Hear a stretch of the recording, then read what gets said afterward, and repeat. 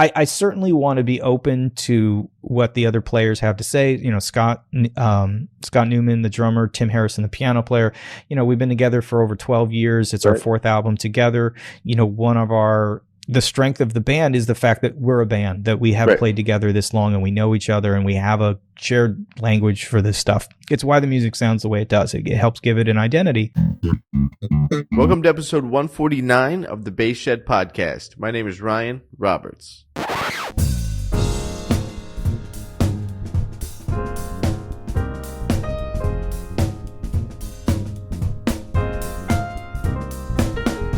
All right, what's up, everybody? Welcome to the Bass Shed Podcast. If this is your first time checking out the show, please make sure to hit subscribe wherever you are listening to it. And if you are watching it on YouTube, please hit subscribe and hit the little bell to get notified about new bass content that happens regularly.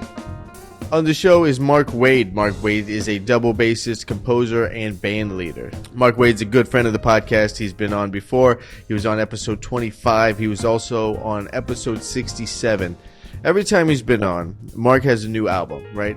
It's fascinating and inspiring how often Mark is putting together new music and these new pieces of art to release into the world with these albums he's doing.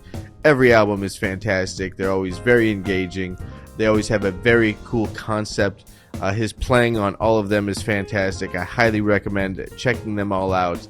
And this time is no different. Mark has a new album titled New Stages. A little bit about Mark. Mark leads a long-standing piano trio that blends composition and improvisation in a really thoughtful way. His latest album, New Stages, explores what happens when classical repertoire meets the jazz language.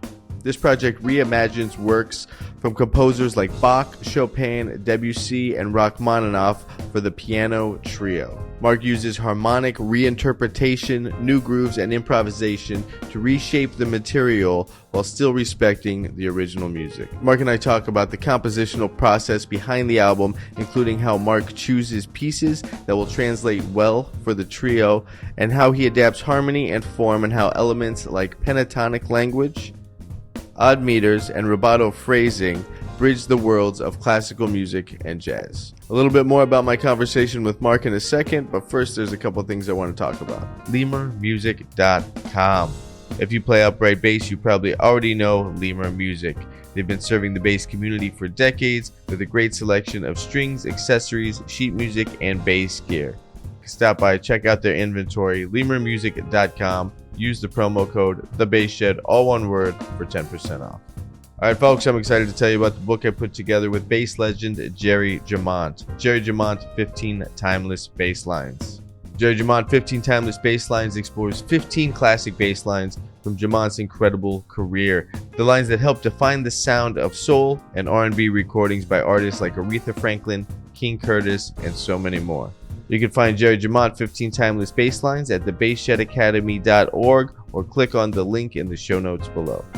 All right, as I mentioned, my guest on the episode is Mark Wade. Mark Wade has been leading the same piano trio for, if I remember correctly, 12 years.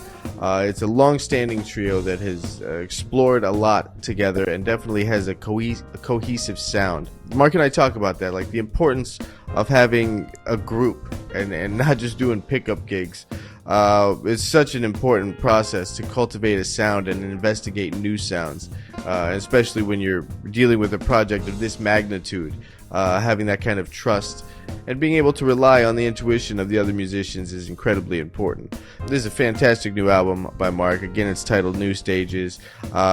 Everybody, do yourself a favor, go check it out. There's a link in the show notes below. And here it is. Here's my talk with double bassist, composer, and band leader Mark Wade. How you doing? Hey man, how you doing? Yeah, it's been a minute. What's it has been the latest and greatest? Yeah. Man, you're on a pretty solid track. You do a record like what? Maybe every 2.5 years. You're staying with it. I'm trying. It's been this one. There was might have been an extra year there in between or whatever. I was trying to line up this record label and see if they would take it, and they did. So that was kind of mostly a good thing. Did they also sign your previous records? No, we haven't talked about any of the previous ones.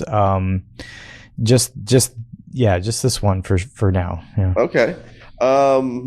You got a new record out called New Stages. I definitely want to talk about that. I was checking it out last night.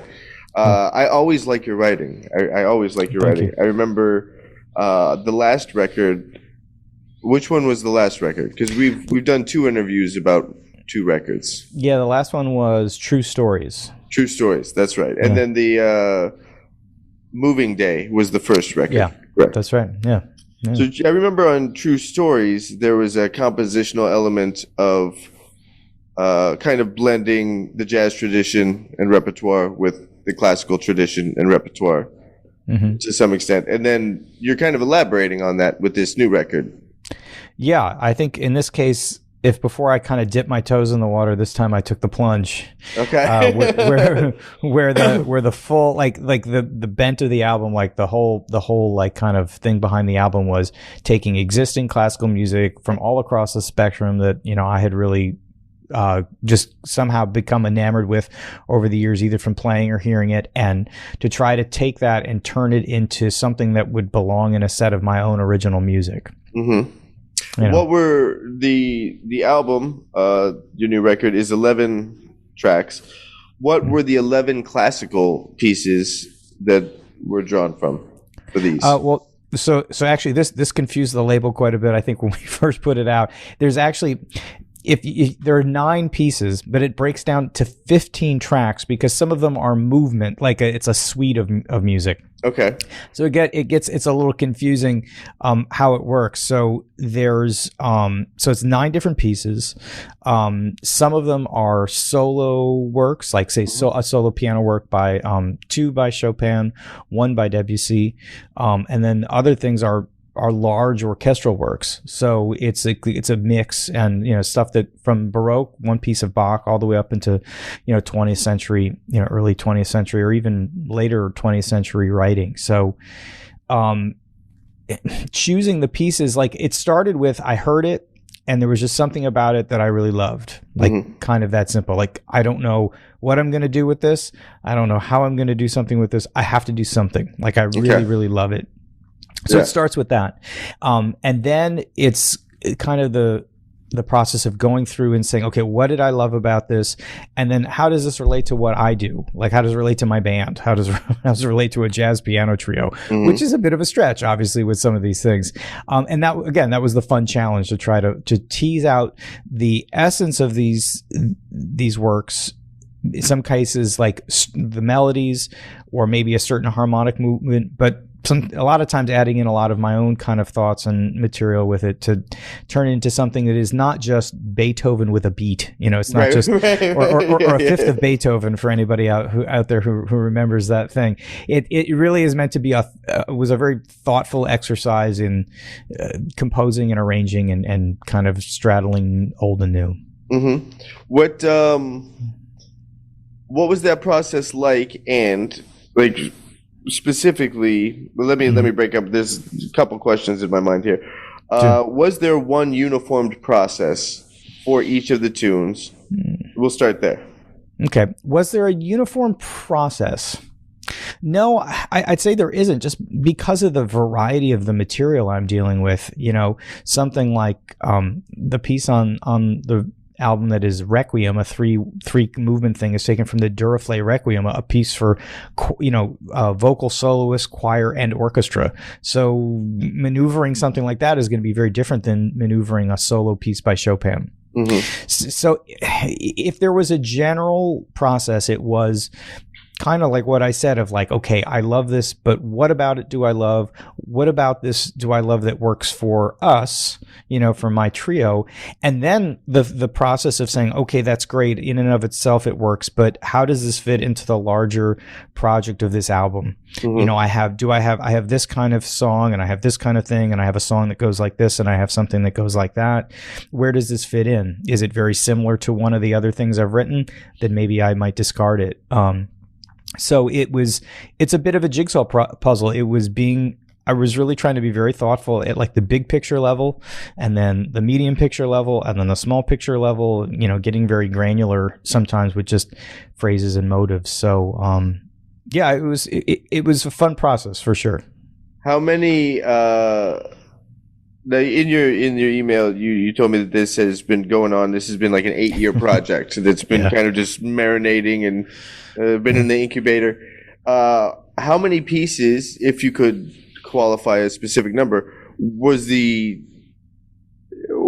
there to begin with, and how many got left on the chopping block? Well, nothing got left on the chopping block for this one. Okay. Everything I wrote made it.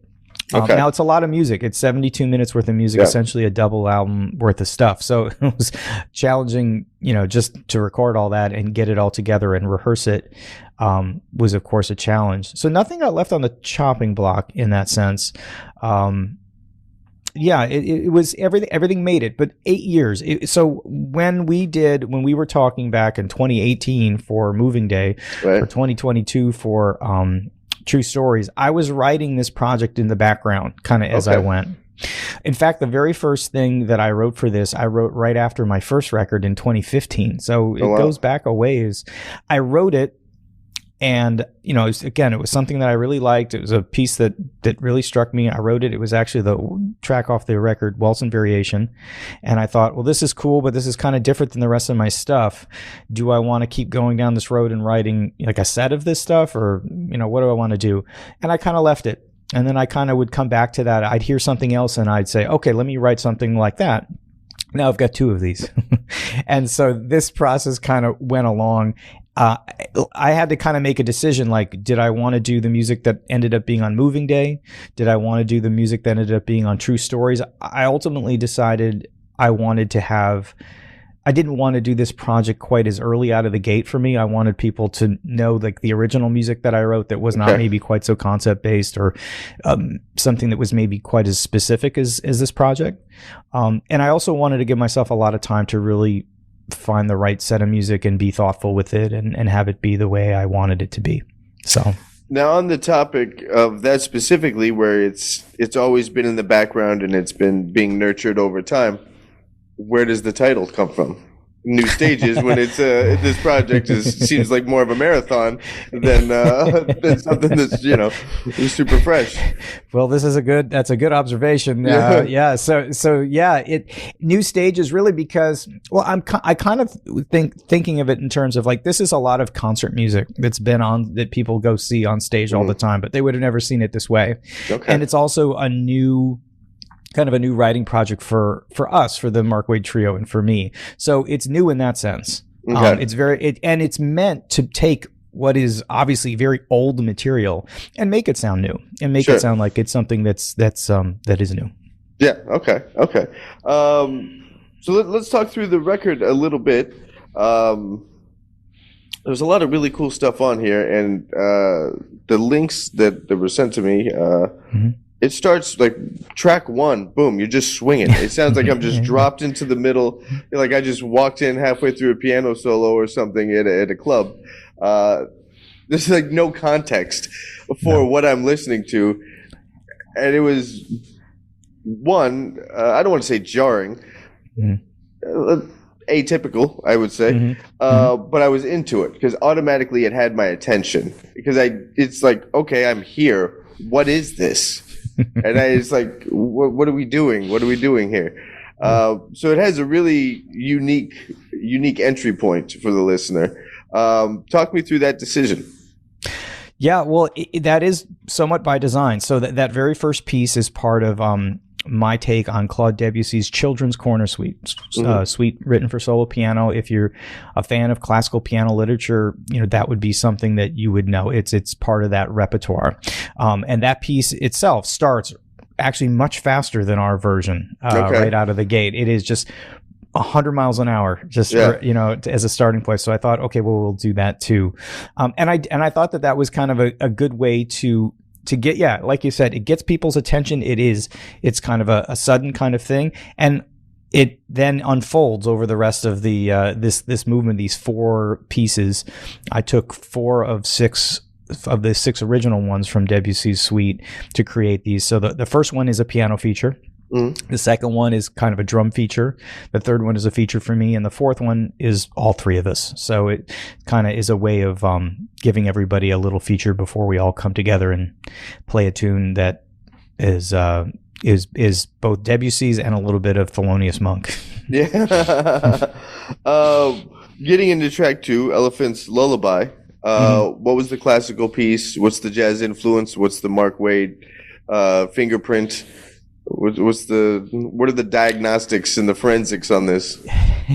Yeah. So 1, 2, 3, and 4. The Dr. Gratis, Elephant's Lullaby, the one that follows it there, Shepherd Takes a Turn, and Cakewalk. All 4 of those are part of that Debussy suite. Okay. So technically, this Elephant's Lullaby is a combination of another part of the first movement and a second movement. So I've already gone off the map, if you will, of taking from different parts of him to create something a little different that I thought kind of sounded together.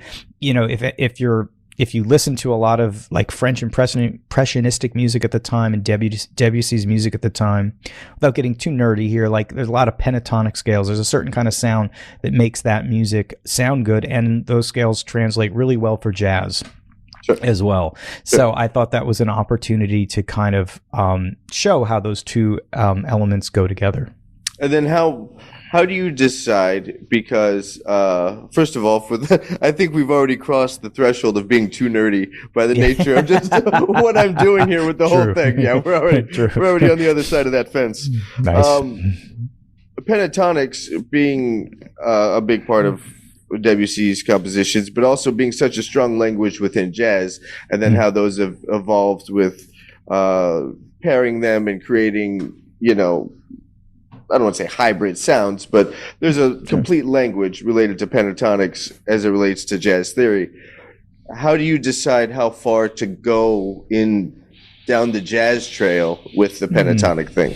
Yeah, it's a good question. I think this is true probably the entire album. That was always a consideration. It was a delicate treatment of the music to say like, okay, are we going like, you know, how jazz are we going to get? Right. How much of the original classical sound do we want to retain?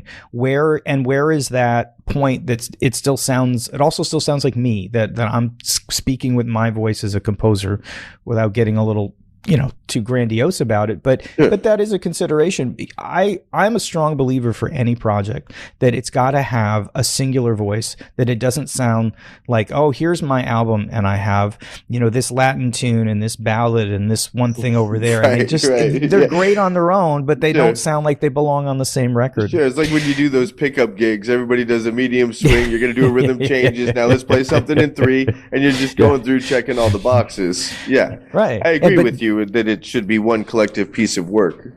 Yeah, it's got to sound like it all belongs on the same record. Right. And so that was something, you know, some of these things on the album sound a little bit quote unquote more classical. There's times when I stayed a little closer to the original, and there's times when I took great liberties to be mild about it, to be, you know, to underplay it. So, you know, actually the Elephant's Lullaby, that particular piece is a case where there's a section of that is literally, I copied note for note from Debussy's score for a little bit, but then it trails off into, you know, maybe more what we do. And if you don't notice which is which, then I feel like I did my job. Yeah. What on the topic of deciding how jazz, how classical, how did that translate to the decision to not bring in arco playing?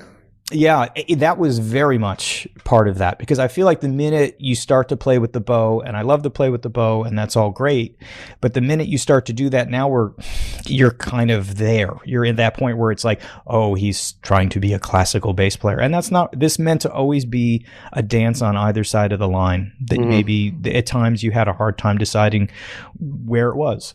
Sure. And I didn't want to maybe pigeonhole myself quite that much. Okay. There are there's some beautiful records maybe you've heard. I think I'm probably going to butcher the gentleman's name. Enrico something. He's an Italian guy. He did a duo record with Mark Johnson. I don't know. Have you checked out those records?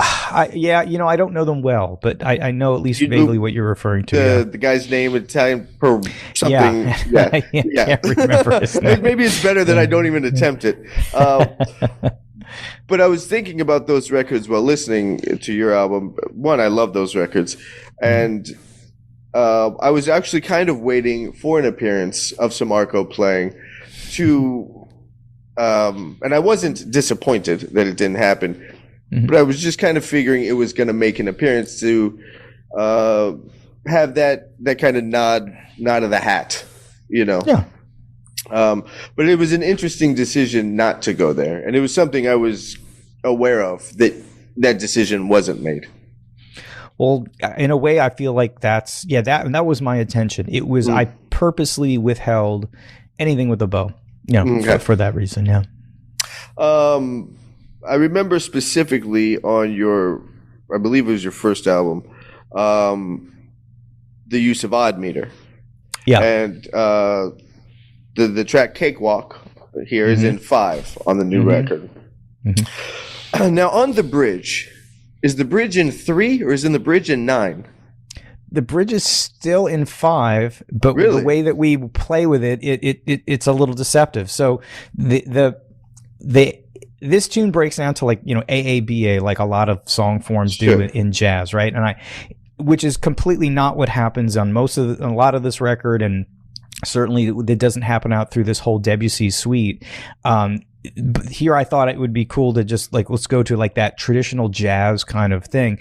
So the A's are Debussy's music, and the B is an adaptation of a Thelonious Monk bridge of a few different tunes that I kind of combined, because I thought that Cakewalk sounded a little bit like Monk if you were to use your imagination, which I did liberally here.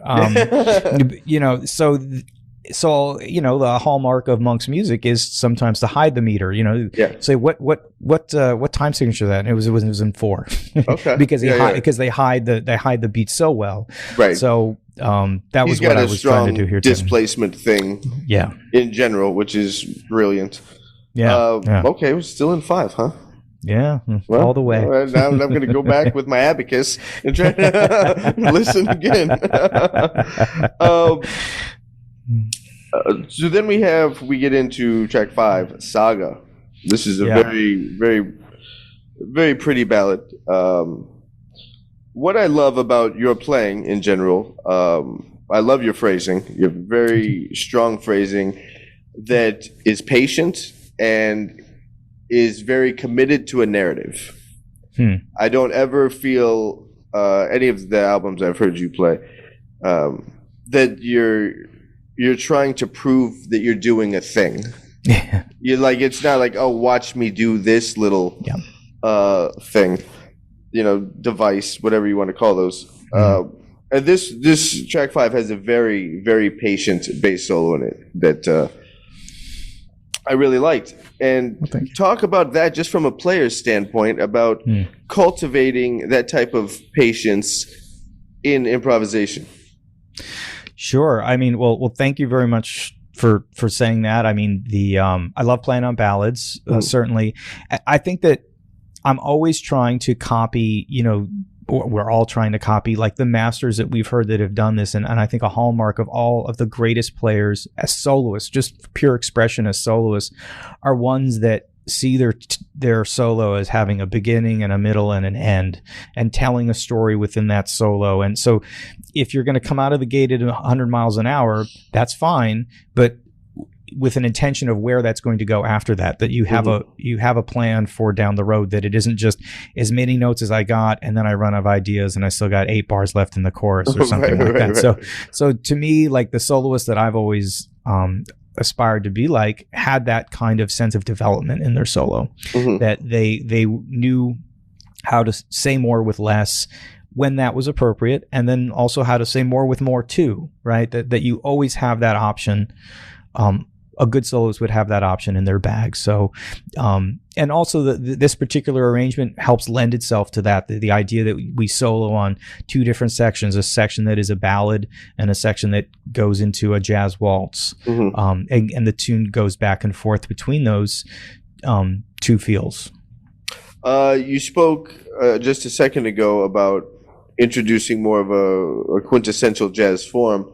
A big part of classical music, Western European music, whatever term wants to be used, concertos, sonatas, all these things are descriptions of form.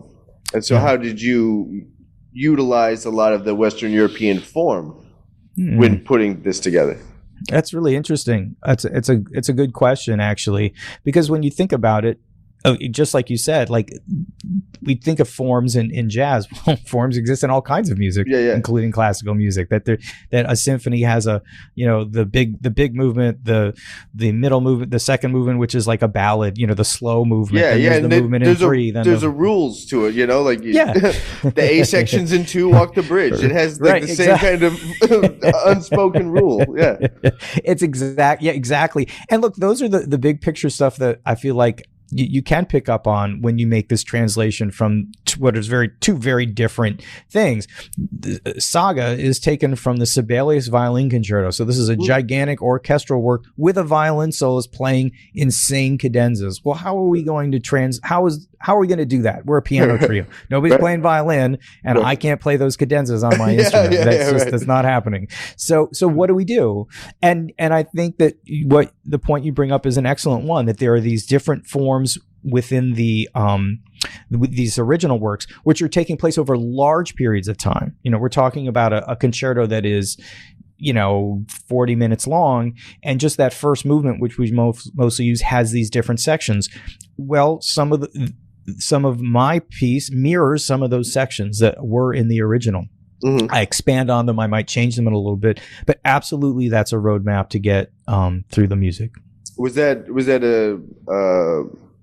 a factor of the music you were purposely addressing, was form, or was it just, I kind of want the melody to dictate the flow of this piece or the sections, and not necessarily like, here's what the form is going to be?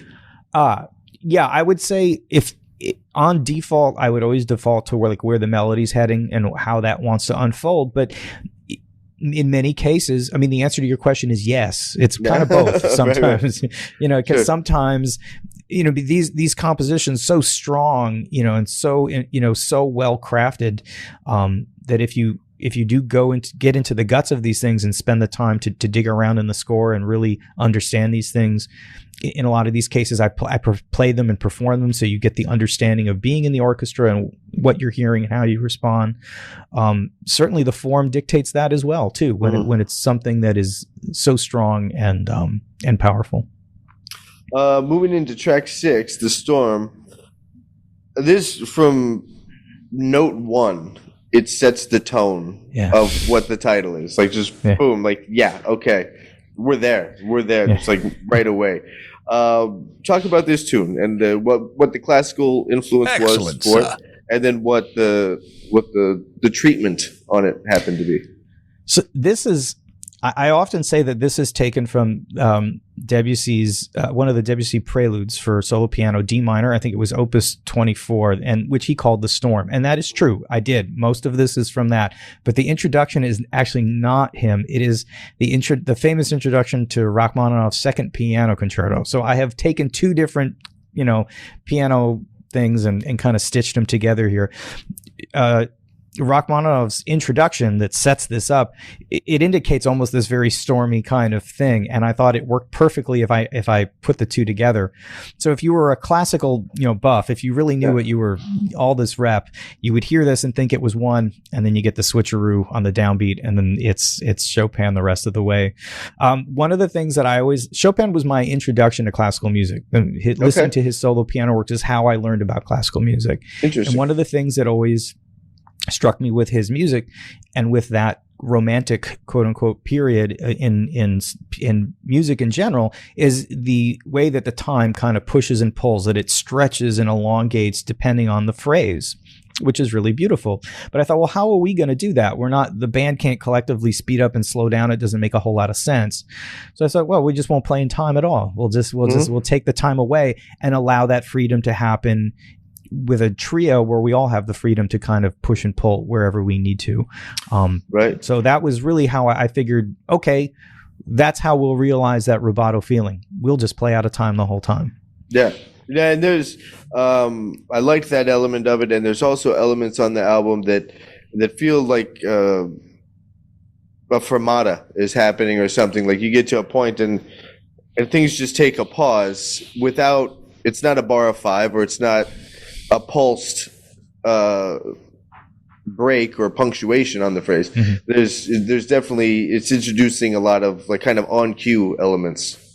Absolutely. Yeah, the ending of this tune is one of those where you've listened to the track up until the end of the bass solo, everything's been out of time, everything has had this freedom, and then we stop for a second and suddenly we're in very strict time. And I kind of, which I patterned off kind of like some of the earlier Brad Mehldau albums, the way that he would set up his left hand in this kind of arpeggiated sound while the melody happened.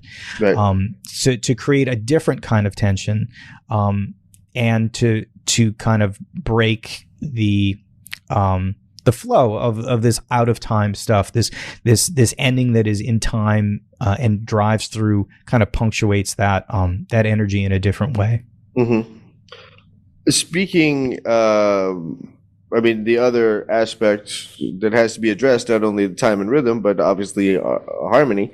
And did you sit with like the scores and kind of evaluate and analyze what harmonic devices were being used in the classical works and then adapt those? Because obviously jazz is a highly harmonic, Rubik's Cube. And, with the focus so much on the harmony, more so than the melody or the form sometimes, how did you deal with connecting these two genres or two different canons of music through harmonic values? Yeah, I mean, I did. For all of these things, I've got the score out, and I'm if it's a solo piano work, that's a little easier to digest. Or sometimes I've got the full score, orchestra and choir in front of me, and I'm looking to see what they're doing and what kind of like harmonic areas they might be in. Sometimes it's obvious, sometimes a little less so, or sometimes it relates closely to maybe what I might do, and sometimes not very much. Mm-hmm. And sometimes I'm taking exactly those things, and sometimes I'm rejecting them completely and coming up with my own. But it always started with, well, what is the original? Like, what are they doing? Sure. I mean, I went out and, I bought the score to the Rodrigo Guitar Concerto, which I used in Iberia, which comes a little later in the album. And I'm, I'm looking at the score, I'm building the harmony, I'm thinking what they did, listening to the recording. And then only after that am I starting to actually kind of think about what we're going to do, to create my own thing from it. How many recordings of a classical work would you kind of check in with to get different interpretations of? Yeah, that's a good question. I mean, to be honest, maybe not a lot, because like I said, like a lot of these things I picked because, like, especially the orchestral works, I picked because I played them, because I was in the orchestra and I heard it and I was like just blown away.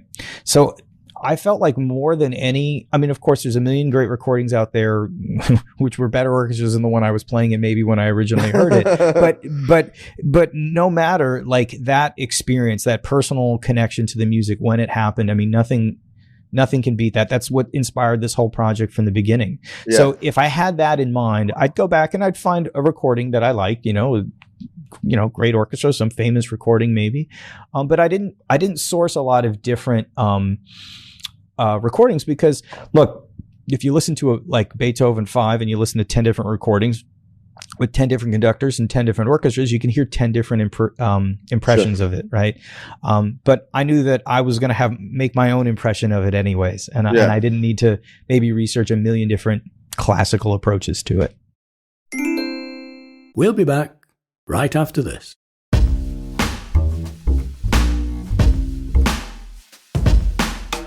Folks, if you're digging this episode, there's a way to be more involved with this show. With the Bass Shed Backstage Pass, you can submit questions for future guests and be a part of the podcast. You'll also get access to extras like the 5 Spot, which is a rapid-fire look at how each guest responds to different aspects of bass culture, plus extended conversations, behind-the-scene moments, and other podcast extras. There's also lessons and transcriptions through the Bass Shed Academy to support your playing. If you want in, hit the link below or scan the QR code on the screen. Backstage Pass. Take part in the Bass Shed podcast. All right, folks, the Woodshed Bass. The Woodshed Bass is a bass that is a collaboration between Woodcraft Guitars and the Bass Shed. The Woodshed Bass is designed for players that want a classic look, reliability, and a bass that cuts in a mix with a lot of tonal options. Check it out, the Woodshed Bass. Excellent, sir. When going through these scores and decoding, analyzing, and introducing what you want to do with it harmonically and through forms, what are some go-to? Well, there's a better way to ask that. What do you feel informs your harmonic decisions as a composer? More of the classical Western European thing, more of the jazz tradition, somewhere in the middle, kind of an ECM approach to really pastel chords. Yeah, I mean it's a good question. I would say, I mean, right off the bat, my first way of thinking is that it's just the harmonic language I had always been writing with, which would be jazz, right? It would be kind of some of the tricks of the trade that I've learned as a writer up to this point. I mean, I've written a fair amount of music at this point. I have a certain voice which is easy for me to fall back on, but this project did force me to kind of add to that language and decide, like, when I'm using something that's closer to the original, is that because that's what's best, or am I maybe being lazy? Am I not exploring all the options? Is this the best choice? I think that's the question I always ask. Like, is this the best choice? Is this what sounds best to me? And if it's something simple, don't make it complicated. If it needs to be more complicated, don't leave it to be quite so simple. It was a very careful deliberation with all this music. I think that's why it took so long. Were there any attempts to just completely flip something, let's just put it on its head and see what happens? And just kind of experimenting with what the bandwidth of this piece of music could be, and like, let's investigate it this way, let's flip it on the side, see what happens with it that way. Yeah, definitely. I mean, I don't think I ever approached one and said, let me take this, what's the craziest I could make it? I was never trying to do anything for effect. It was always because I just kind of heard it that way. And it was an idea that felt natural to me. But certainly Waltz and Variation on this recording is an adaptation of Chopin Piano Waltz, number 69 in A flat major, the Goodbye Waltz.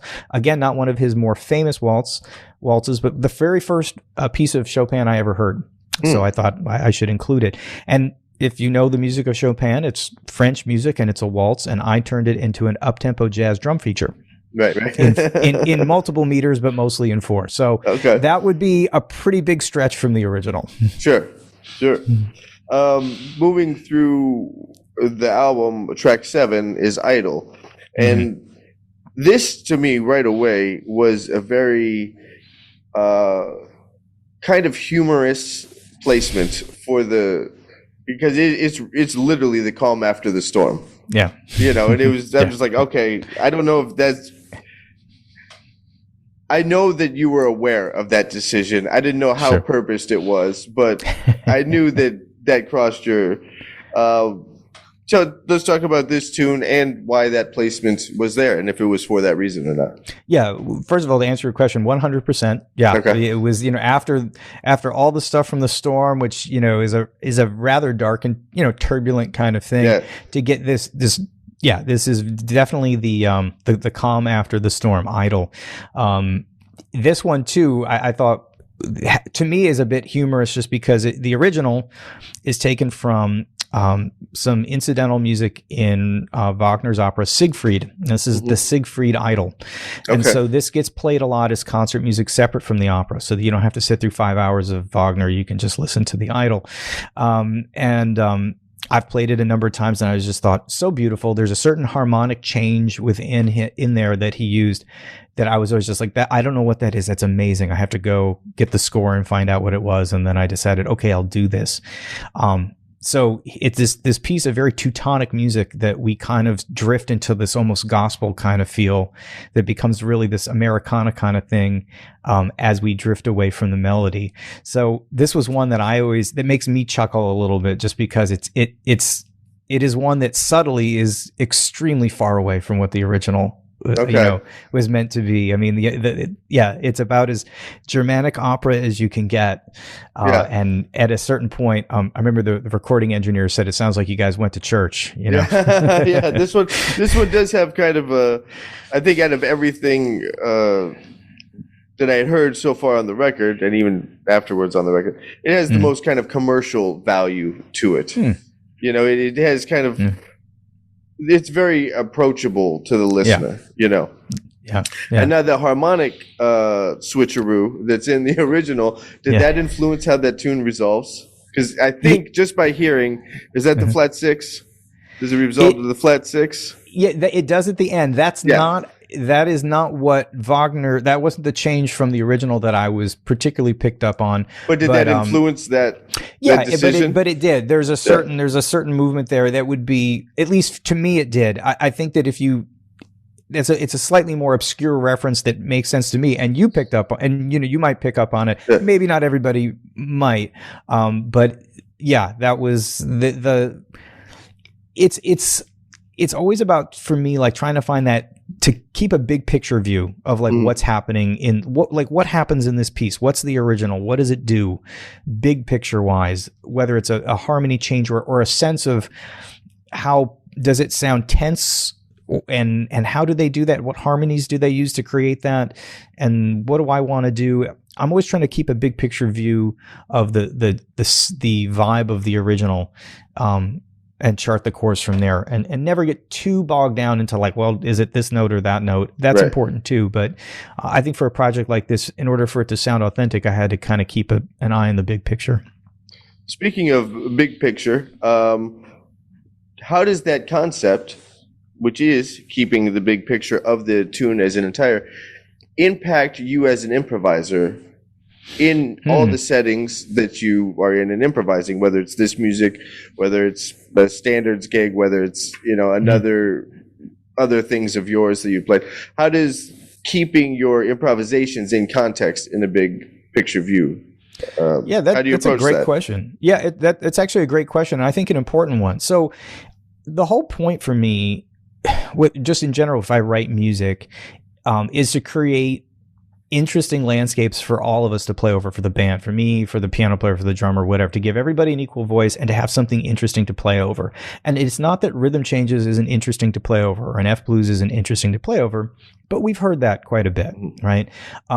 So with all of my music, I've always tried to create these different landscapes to play over, which does maybe put you in a different space, a different headspace as an improviser, that you're not just going to play the same stuff, but okay, well, how am I going to play over just these two chords? And then what's the vibe of the song? And so then what does that then mean for my playing? It's not just all my stuff. It's a certain kind of way that maybe I'm going to approach this as a soloist that might change from another piece. The Storm, completely out of time and with harmony that moves kind of whenever we all decide to move on. Well, you're naturally going to play very different than if you're playing something like Idol, which has this Americana, almost gospelish feel at times. Totally is going to change your approach as a soloist. So I like that. That's one of the things that I've always really liked about having the ability to write the music for the band, is to kind of dictate some of these big picture landscapes for us to play over. Moving through the record, track 8, Liberia? Is it Iberia? Yeah, Iberia. Okay, it was Iberia. The strong opening to this, it has a very royal sound, a very strong European, grandiose kind of thing.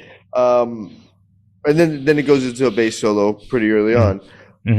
The bass solo sounded scripted. Was that improvised, or was that a piece from another classical work? Yeah, this is 100% note for note the solo parts are well, with the exception of the beginning. The very beginning, actually, I wrote. Okay. That's actually my music that I wrote to set up what is, for the first part of this, the majority of Rodrigo's famous guitar concerto, the second movement of that. This would be one of those pieces that if you don't know classical music, you probably have heard the famous melodies from this movement. Famously, Miles Davis adapted this for Sketches of Spain, the very first track off Sketches of Spain with Gil Evans. I always loved that record. It was one of my favorite records, and I always said, God, one day I would love to have a chance to play that, to play that melody, in live performance. And so I went. This was actually one of the hardest ones for me to do, as far as to take from the original and what to do with it. To go through the concerto, to go through the guitar parts, the solo guitar parts, to go through the orchestra parts, to not have it just be a straight reading from the orchestra. This is one where we, hew pretty close to the original, so it was even harder to make it not sound too close to the original. I had to transpose. I transposed went up a third or something to a friendlier key for the double bass because the guitar parts are pretty tough, and I wanted to put it in a little friendlier key for the double bass. What was the original key? B minor is the original. Okay. And we do it in D minor, I think. Sure. So it gives me a few extra open strings. But so the cadenza parts are the solo parts from the guitar. So I pretend to be a Spanish guitar player there for a little bit and live out my fantasy as a flamenco guitar player for a few bars. And yeah, it's totally scripted. I learned it this would be the one part on the record that I learned like a classical piece of music, where it's a concerto. The notes are the notes. You have to play the notes. You have to play the notes in a certain style, in a certain way. That, of course, I'm setting up the parameters for all of this. Nobody's making me do this, but that's what I wanted to do. So the long unaccompanied cadenza, that's just playing your instrument, like kind of approaching it a little bit like a classical musician. Okay. And then, so that's part one, and then we have Iberia part two, which is a drastically different feel. Talk about this. Yeah, so this whole work, part 1 and 2, it has original music of mine, the music from Rodrigo from his guitar concerto de Aranjuez. Yeah, and my Spanish is terrible, so apologies to anybody listening. But my English is terrible, so no judgment. Well, good.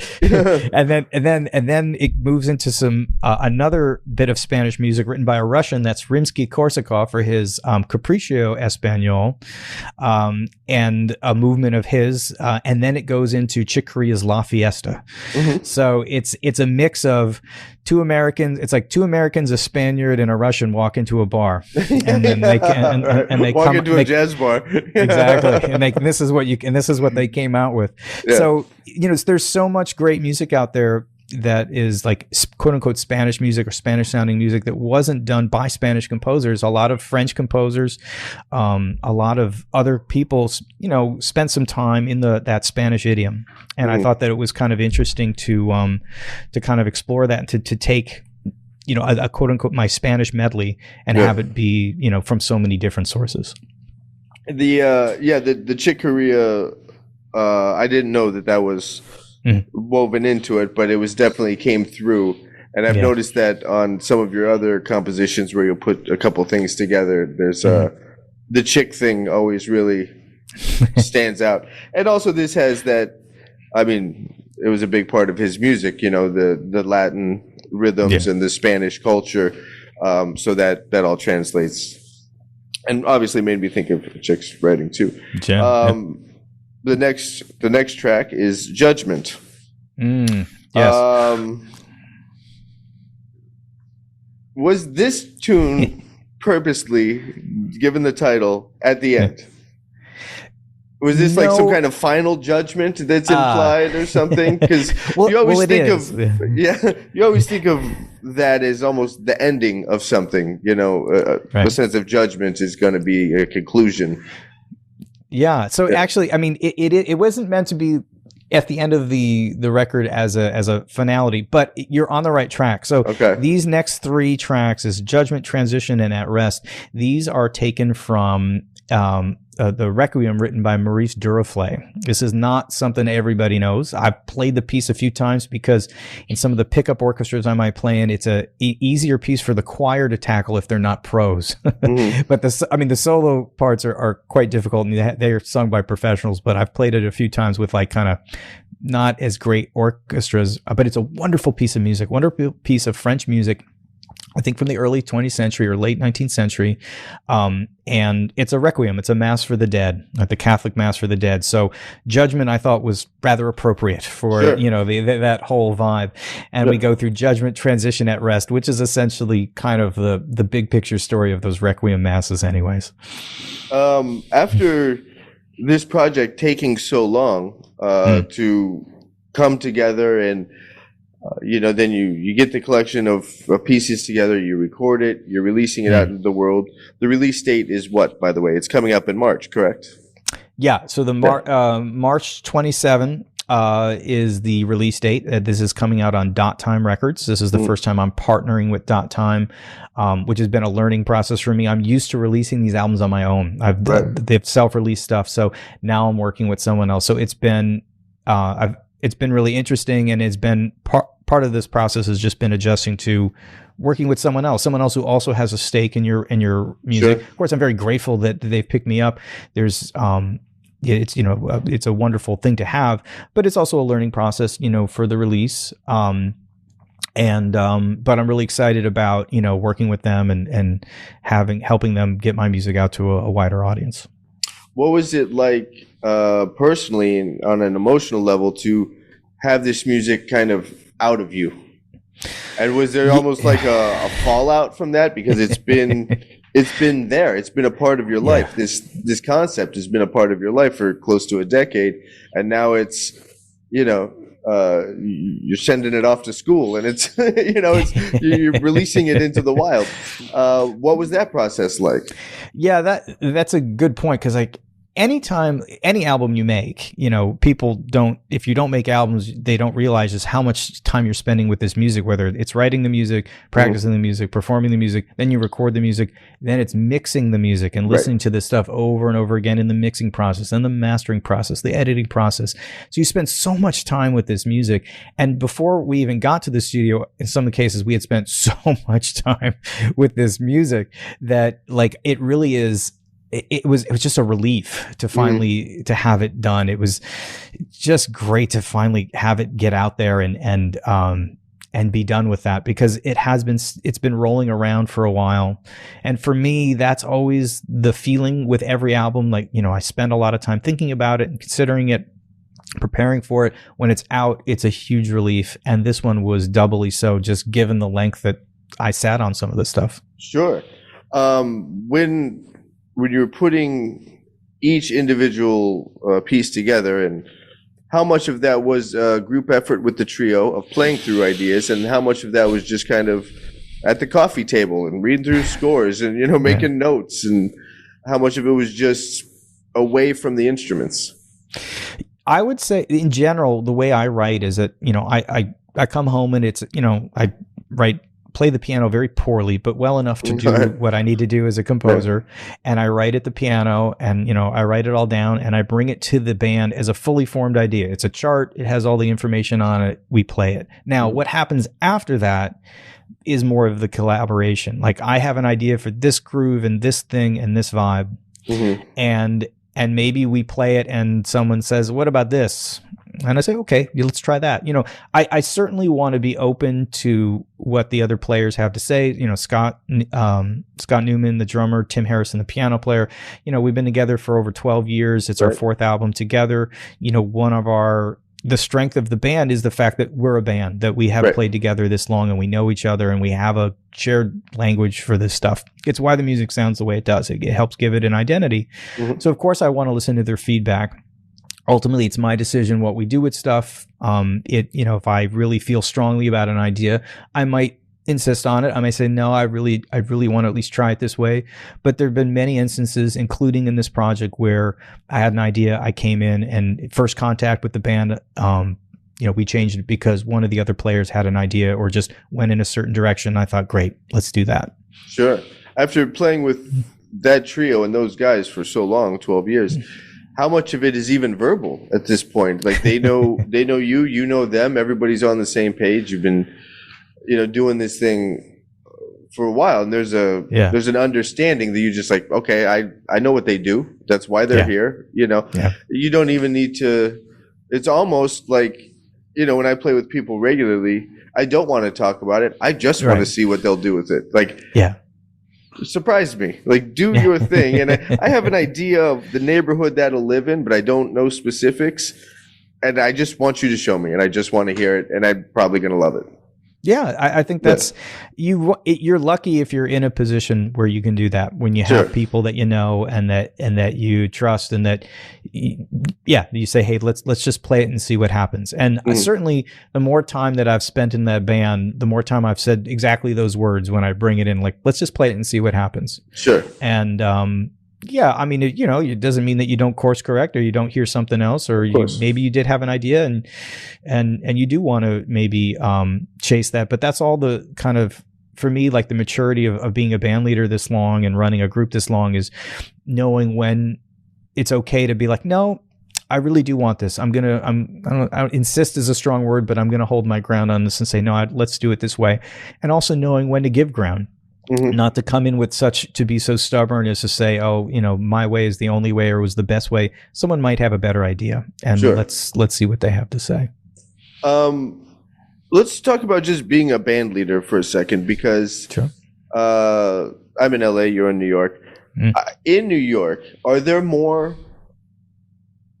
the bands, like people that are always playing together? In LA, it's a lot of pickup.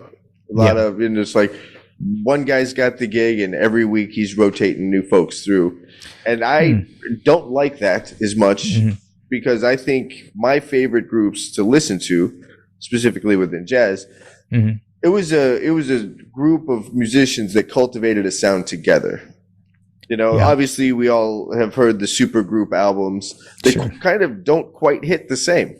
No, like like, of course it's, on paper, given the personnel, amazing.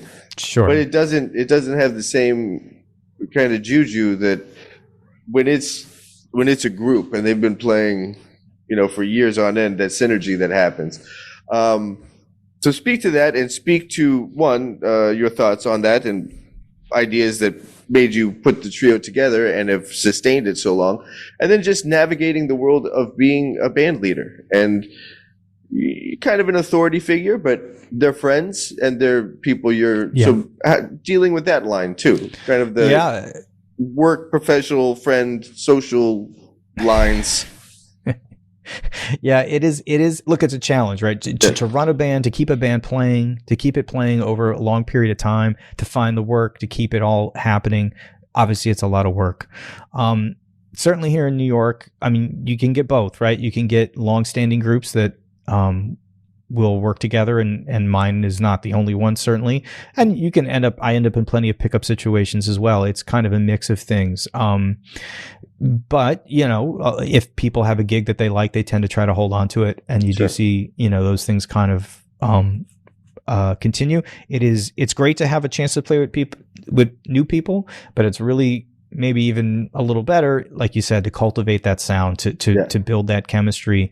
I feel like if our group has a superpower, it is just that. It's the fact that we are greater than the sum of our parts. The whole is greater than the sum of the parts with us, and that we sound the best because we played together a lot and we've developed that language. And so I feel like this fourth record is my favorite. And I always feel like each one is my favorite because we're better and we've had that much time together. Sure. And that shows. It shows in how we're able to present the music. So I'm very lucky, my name goes on it, but it's the Mark Wade Trio, but all three of us are, I'm 1/3 of the sound. Everybody contributes equally to create this music in that sense. But you run that, we've been together 12 years. We knew each other before then. So by now, like, we're pretty comfortable dealing with one another. I know they know that if I ask for something, I don't ask very often. I'm never very insistent. So if I do, it's okay. They'll go with that, but then I don't try to overdo it and, be too harsh. You got to give people, if you want them to be creative, you got to give them some space to create. Right. So that's always a delicate balance of, when do you, like I said before, when do you kind of hold to your vision and stick to your guns as the composer and the band leader, and when do you know to give ground? You learn that trial and error is, when I was younger, I was more stubborn. As I got older and a little wiser, I learned how to, loosen up a little bit without feeling like I was losing control. See, that's funny. I was the exact opposite. Oh, okay. I was like, no, man, it's cool. And I would always kind of put myself in the shadows so that I wasn't going to be this, taskmaster or something. It's like, no, man, yeah, just do your thing. And then at the end of the thing, I'm like, no, I'm not. That's totally lost it. Like and I let it happen. So I had no one to be frustrated with except myself. But yeah, I did the exact opposite. I wasn't assertive enough about making sure my vision was there. It's tough, right? It's very tough to run a band and to have all those dynamics. I mean, I'm the one who, I pay for the albums. I'm the one who's finding the gigs. I'm the one who's finding the work, but you can't, at least I don't think it's a great idea to treat people. You're not treating them like employees. It's not, you're trying not to be too much like that. Cause in the end, when the music's happening, you don't want it to be like that. You want everyone to be together, right? You want everybody to feel like they can do their thing and I can do my thing and we'll do it together. Sure. And that it's a collaborative process. So I think being a band leader is knowing when you got to know when to, put down the whip hand, and just and be cool and just, and everybody's trying their best. Look, if they're not the right people for the band, then you get somebody else. That's right. Then just, if you don't like what they're doing, you get somebody else. But if you do have them there and you do like what they do, then you got to let them do that sometimes. Mm-hmm. And you mentioned that this album is the first in collaboration with the record label. Mm-hmm. Given the nature of the music industry, and jazz music being the small percentage of the music industry that it is. Yeah. What have you found the relevance of a label has been or will be with this record? Yeah. So there's a million labels out there, right? And I could have been on a label for all of my records, but I decided not to because the jazz market is so small and the economics of this are not robust. Just put it that's politely, a very classy way of saying that. Yeah, let's try to not get too dark here. But there's only so much money out there, and there's a lot of very talented people who put out lots of great music, all deserving of your attention. It's hard for all of that to be heard, right? Mm-hmm. So for in this case, this specific label is one that they put up their own money for this. It's not me paying them to be on the, for the promotion or something like that. Like a lot of smaller labels, you'll get on there and then you're still giving them a fee to help cover the promotional costs. Right. I didn't have to, with them, they're a little bit bigger operation. They're shouldering the costs so because of that, and they have a more sophisticated marketing plan and marketing tools, stuff that I just don't have the time to put together. Right. That's the number one thing. It's like, it's the name recognition of being on the label with some other artists who are, well known and very talented. And, Sheila Jordan, one of her last records was on Dot Time Records. So, there's being associated with that helps to, get some other eyeballs on you. And then just the practical reality of the resources and, that there's a social media person and there's a person who's doing publicity for the US and there's a person who's doing separate publicity for the UK when I go on tour there next month. And it just greater resources, that does help. There's only so much you can do on your own. Yeah, absolutely. And I mean, even just being a band leader, when you were speaking about all the hats you have to wear with tracking down the gigs, working with finances and getting all the details to the guys. Sometimes just scheduling a rehearsal is a full-time job, especially when, you got 3-4 different freelance musicians and everybody's taking every gig that they can all the time. Yeah. And, it's a lot of hats to do all of that. So I can understand how freeing it must feel to offload the business aspect of releasing a record. Mm-hmm. That's got to feel great.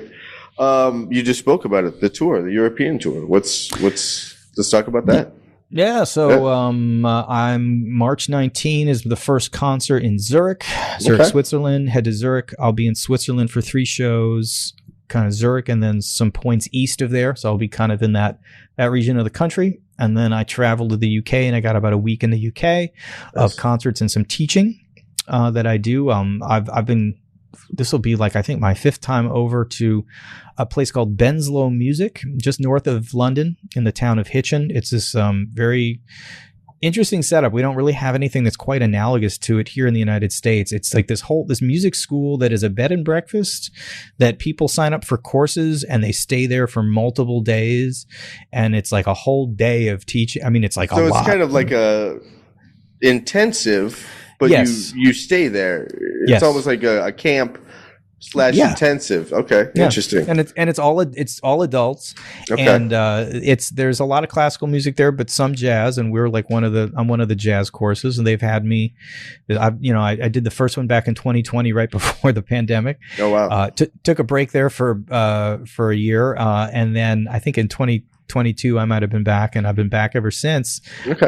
They've really been so that's a nice thing that I do. So I'm at Benslow. I have a concert there. I'm very happy to be back at Pizza Express in London, which to Americans sounds like I'm playing at Pizza Hut, but it's actually one of the biggest jazz clubs in London. It's a nice one on the international circuit. All I was going to say is a gig's a gig, like whatever. Yeah. Like, we'll do a couple sets of dominoes. I'm not a right. Yeah. For Americans it sounds crazy, but that is it would be like playing at Birdland here in New York. It's that's a tough one to get, and I'm very happy to be back there. I have a gig in Cambridge. That's in London?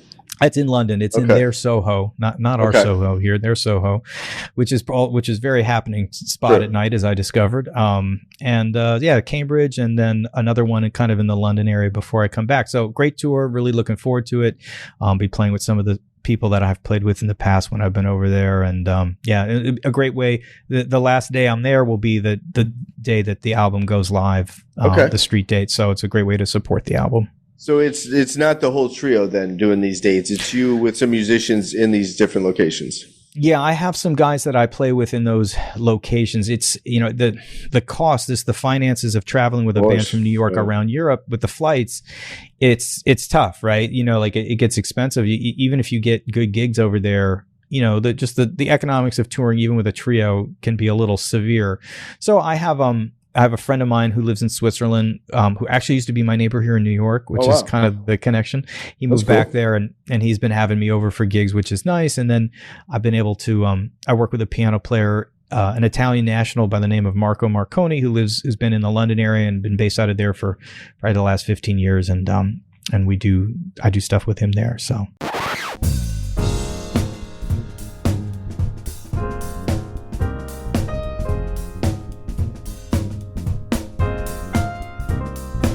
All right. That was my talk with Mark Wade. Do yourself a favor. Do yourself a solid. Go check out his new album titled New Stages, and also check out his other recordings. Every record of Mark's, I'm a fan of. Like, I love his playing. I really like his playing. And his writing and compositions are so thoughtful. It is so much deeper than like lead sheet jazz, or even kind of his take on something someone else has done before with the trio. Is what he does with the trio and how he puts so much music history together and kind of weaves that together. It's really, really inspiring. And thank you, Mark. Thank you for releasing these wonderful recordings into the world, and thanks for being on the podcast. All right, folks, that's about all I got for this one. I will catch you on the next one in a minute.